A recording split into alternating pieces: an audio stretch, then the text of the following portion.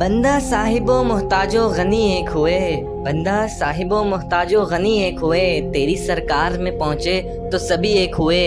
جس طرح رمضان کا مہینہ تمام اسلامی دنیا میں تقویٰ کا موسم ہے، اسی طرح حج کا زمانہ بھی تمام روئے زمین میں اسلام کی زندگی اور بیداری کا زمانہ ہے۔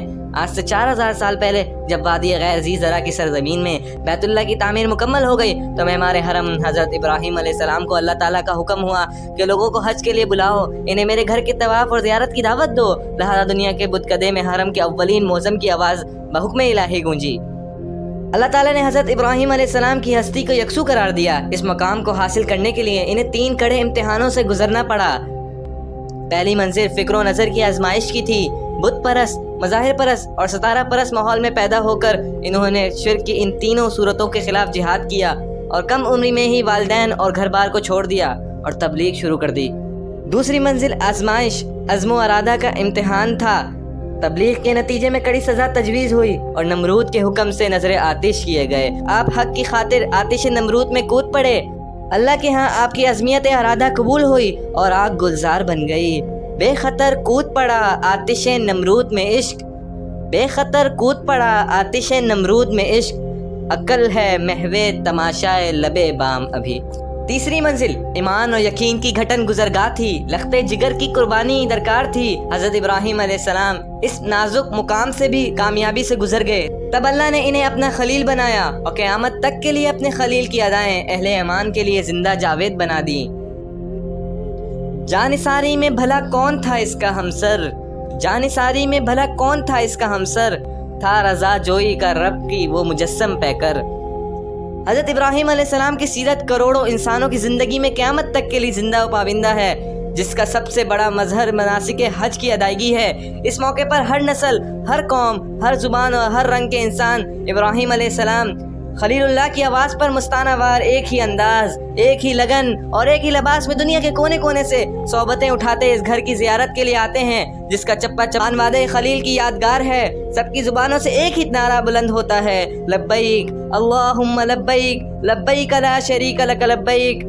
حج در حقیقت اللہ سے محبت کرنے اور اس کی محبت پانے کا نام ہے۔ یہ بے مقصد زندگی سے بامقصد زندگی کی طرف، یہ آرائش و بڑے ماحول سے زحمت و بڑے ماحول کی طرف، مادیت پسند معاشرے سے روحانی لذتوں سے سرشار قافلے کی طرف، گناہوں کے ماضی سے مغفرت کے مستقبل کی طرف ایک ہجرت ہے۔ یہ فریضہ محبت، عقیدت اور اخلاص کا وہ سبق سکھاتا ہے جو اللہ کے خلیل حضرت ابراہیم علیہ السلام اور ان کے خاندان نے سکھایا تھا۔ جس وادی ذی زرع میں حضرت ابراہیم علیہ السلام بی بی ہاجرہ اور حضرت اسماعیل کو اکیلا چھوڑ گئے تھے، وہ بلد الامین بن گئی۔ جس جگہ قیام کیا جرہم بن گیا، جہاں کھڑے ہو کر خانہ کعبہ کی تعمیر کی وہ مقام ابراہیم بن گیا۔ حضرت ہاجرہ کی صفا و مروہ کے درمیان تلاش آب میں لگائی گئی دوڑ حج کا لازمی رکن بن گیا۔ مادیت کے جذبے کو سراہنے کے لیے مردوں کا اس طرح تیز دوڑنا لازمی بن گیا۔ جہاں ننھے اسماعیل نے پیاس سے بلبلا کر ایڑیاں رگڑیں، وہ جسمانی اور روحانی بیماریوں کا شافی آب زمزم جاری ہو گیا۔ یہ صحیح دنیا میں رہ کر جنت کی تلاش کی صحیح کی طرف توجہ دلاتی ہے اور اسی امر کی بھی نشاندہی ہے کہ کوشش ہمارا فرض ہے اور کامیابی و تکمیل اللہ کی طرف سے ہے۔ مینا کی اس وادی میں زندگی کے متا گرا بہار آنکھوں کی ٹھنڈک نوجوان بیٹے کو محض خواب میں اشارہ پا کر راہ حق میں قربان کر دیا، آنکھوں میں پٹی باندھ کر لختے جگر کے حلق پر چھری پھیر دی۔ اس ذبح عظیم کی یادگار یعنی قربانی نہ صرف حج پر آنے والوں پر بلکہ دنیا کے ہر حصے میں بسنے والے صاحب نصاب مسلمانوں پر فرض کر دی گئی ہے۔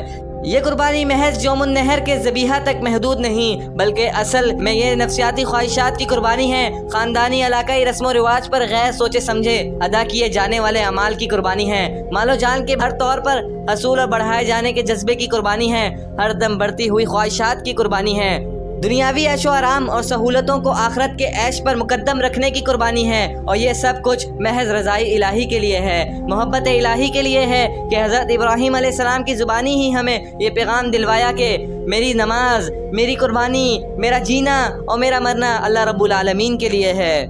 ذوق افروز تو پھر لازم ہے ایمان خلیل، ذوق افروز تو پھر لازم ہے ایمان خلیل، ورنہ خاکستر ہے تیری زندگی کا پیرہن۔ ہم حج بھی کریں، عمرے کے لیے بھی جائیں، منہ کعبے شریف کی طرف کر کے نماز بھی پڑھیں، مگر ہم پر وہ رنگ نہ چڑھے جو حضرت ابراہیم علیہ السلام کا رنگ تھا، تو اس سے بڑھ کر ایک مسلمان کے لیے محرومی اور کیا ہو سکتی ہے۔ اللہ کے ہاں جو چیز مطلوب ہے وہ ہے کہ جو شخص لا الہ الا اللہ پر ایمان لائے وہ اللہ کی بندگی کا اقرار کرنے کے بعد پھر کسی دوسری چیز کی بندگی قبول نہ کرے۔ اس کے لیے ہر تعلق کو قربان کر دینا آسان ہو، مگر اس تعلق کو قربان کرنا کسی طرح ممکن نہ ہو جو اس نے اپنے رب سے قائم کیا ہے۔ یہی قربانی اسلام کی اصل حقیقت ہے۔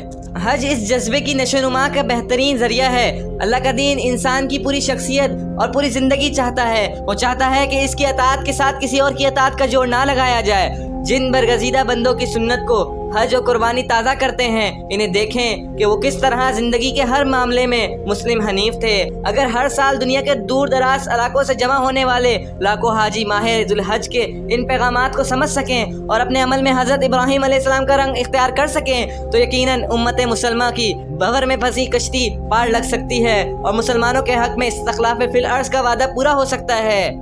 وفا و احسار کے مجسم پیکرو، تمہارے دلوں میں قربانی کے وہ جذبے کہاں چلے گئے؟ کیوں کر تمہارے حج بے روح ہو گئے؟ پیارے مسلمان بھائیوں، اگر ہم یوم النحر کی قربانی کے اصل مقصد کو سمجھ سکیں، اسے اپنے اعمال کے قلب میں ڈھال سکیں، تو کیا کوئی وجہ نہیں ہمارے حق میں بھی استخلاف فی الارض کا وعدہ پورا ہو جائے۔ یہ دور اپنے ابراہیم کی تلاش میں ہے، یہ دور اپنے ابراہیم کی تلاش میں ہے، یہ دور اپنے ابراہیم کی تلاش میں ہے۔